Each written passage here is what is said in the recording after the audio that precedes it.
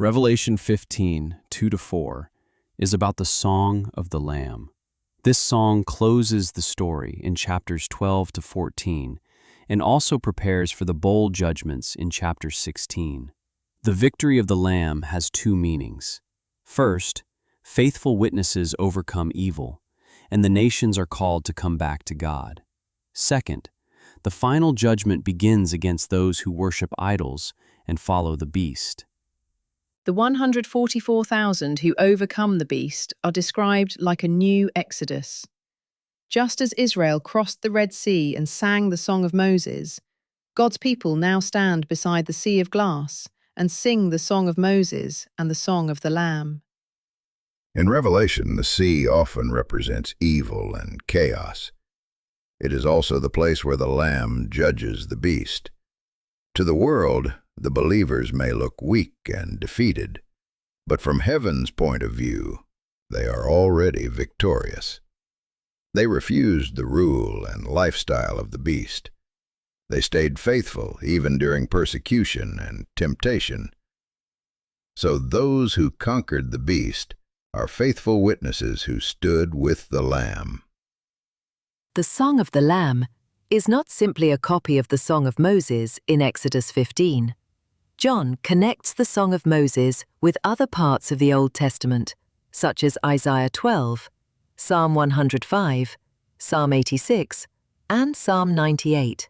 Through this, he shows that the Lamb's victory is a new exodus.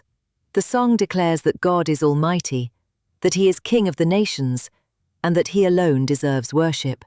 It also shows that not only Israel, but all nations will come and worship God. Revelation 15:5-8 shows the preparation for the 7 bowl judgments.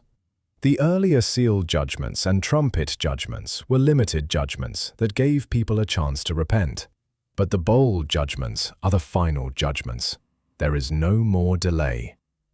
These judgments begin when the heavenly temple is opened.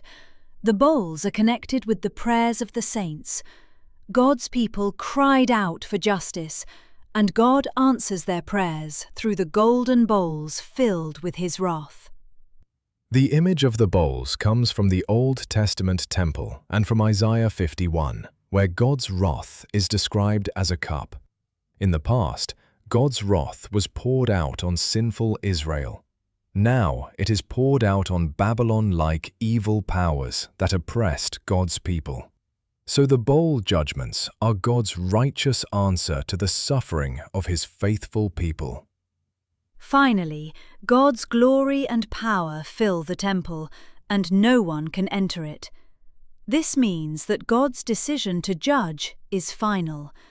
The time for intercession is over. Now God will judge evil and show that his faithful people were right. This passage helps us think about two things: the praise of the saved people and the unstoppable power of God who judges evil.